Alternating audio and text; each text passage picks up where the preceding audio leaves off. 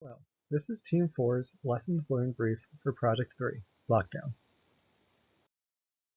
This briefing will discuss an overview of the attack, the work performed during recovery, the benefits of information sharing and risks of source attribution, areas where the incident response was effective as well as areas of improvement, and the briefing will conclude with New Zealand's recommendations.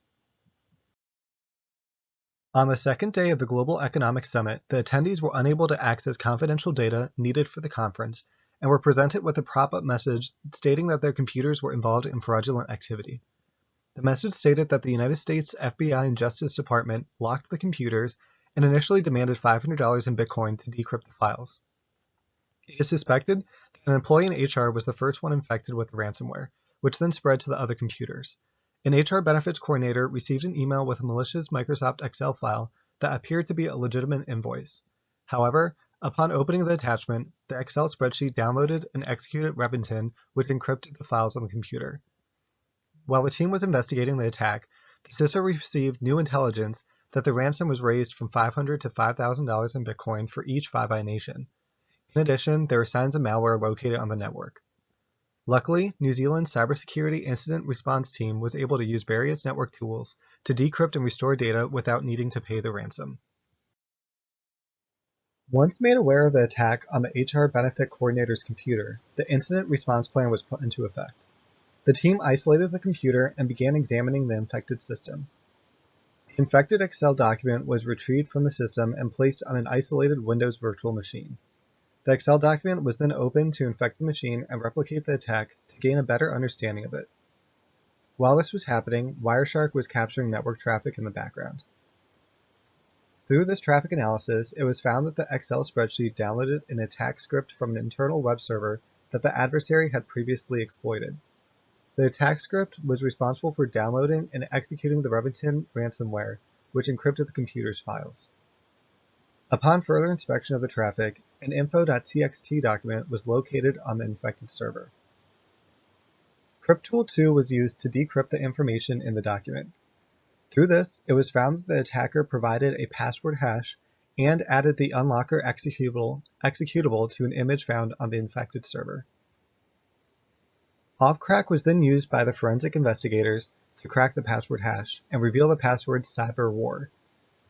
Finally, the image that the attacker stored the unlocker executable in was downloaded. Our secret was then used to unhide the unlocker executable using the password previously cracked. After successfully unhiding, the unlocker was ran with the correct ID and all of the files were able to be successfully decrypted. After restoring access to the files, the team used the network traffic captured during the recreation of the attack to create a series of snort rules. These rules can be used by the Five Eyes nations to prevent attacks similar to this in the future. After thwarting the attack, it was time to share our findings. Information sharing is a key component of the Five Eyes Alliance, as nation-state actors often target more than one nation. As such, vulnerabilities that are identified in our system could likely apply to our ally systems. In addition, the Five Eyes nations share common goals and missions that could benefit from information sharing. Even outside of the Five Eyes nations, information sharing is key and enables private companies to strengthen their cybersecurity posture. Often, governments share vulnerabilities that they have identified with private industry so that they can patch their systems. Sharing of vulnerabilities publicly does not increase risk. In fact, it is commonly known that security through obscurity is poor practice, since attackers are often much more aware of security flaws than we would like to admit. However, the Five Eyes nations do have to be careful when sharing information with the private sector in regards to source attribution. While in some instances it could be beneficial by making the private sector aware of the adversaries, it also has national security implications. Ultimately, information sharing is still effective even if the source is unknown or not provided. Moving on to our incident response, there were areas of the response plan that were effective in limiting the impact of the Remington attack. First, the HR manager immediately contacted the cybersecurity incident response team of a potential compromise, allowing for quick action to be taken.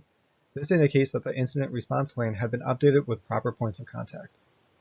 The computer was also isolated from the network as soon as the team got access to the infected system, which prevented the ransomware from spreading even further. Next, the investigators were able to replicate the attack quickly in a sandbox environment to enable quicker and more precise analysis of the event. Related to this, the investigators also made sure to document all evidence appropriately and use the proper chain of custody forms when transferring ownership of evidence. This allowed the teams to create a thorough forensic investigation report that could then be shared with New Zealand's Five Eye partners. Finally, and most importantly, the team was able to recover all systems without having to pay the ransom. This proves the Reventon attackers that our team is capable at responding to cyber attacks and makes New Zealand less likely to be retargeted. This was possible due to the combinations of our investigators' quick response and ability to replicate the attack. There are many areas of improvement that this attack brought to light. First, there were numerous failed security controls. The intrusion detection systems, IDS, did not identify anomalous network activity while the attack was being performed or when the internal web server was compromised by the adversary initially. There were also no antivirus that stopped Reventon from being downloaded or executed, even though it is a signaturable piece of malware. There were also vulnerabilities in operating systems.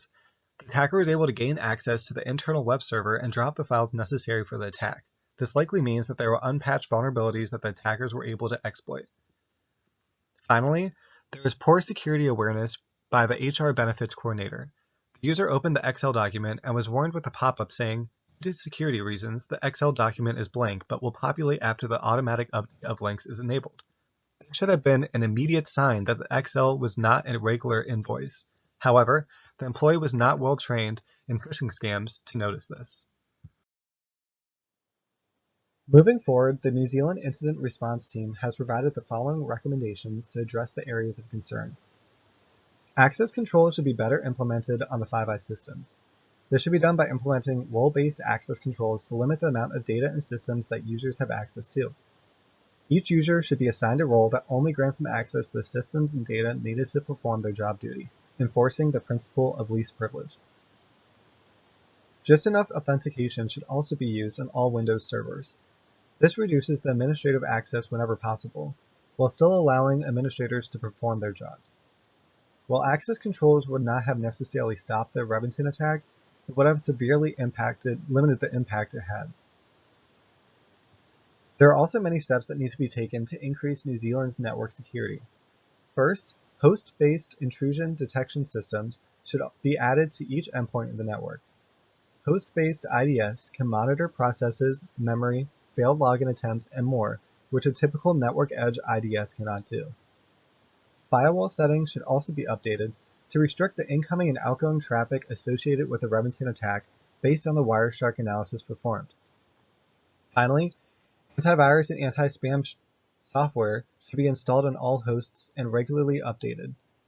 This will reduce the threat of malware being installed and the amount of successful phishing attempts. To further reduce successful social engineering attacks, the team recommends annual cybersecurity training to all employees with access to the internet. The training should be continuously updated as the cyber threat landscape grows. The training should inform users of common social engineering tactics, such as phishing, in hopes of preventing a future attack like Reventon. Proper patch management could also greatly enhance security from known threats. Patches are updates to software, such as the operating system, that address and fix known exploitable vulnerabilities. Unified endpoint management solutions should be used and installed on every endpoint device to allow administrators to regularly and easily push patches. Finally, the security policies of New Zealand systems should be updated to disable macro scripts, such as the one in the spreadsheet that began the process of installing Reventon. In addition, third-party applications should be blocked from being downloaded for the same reason as disabling macros. There is too much risk introduced by allowing individuals to arbitrarily download applications. All incoming documents should also be scanned for malware in a temporary staging area before they're added to the network. While the Reventon attack was successfully mitigated by the incident response team, it still caused mass disruption to the Global Economic Summit and could have compromised the integrity of confidential data. However, this incident provided many key takeaways and lessons learned that the New Zealand team can use to incorporate into their networks and improve their overall system security posture. Thank you for listening.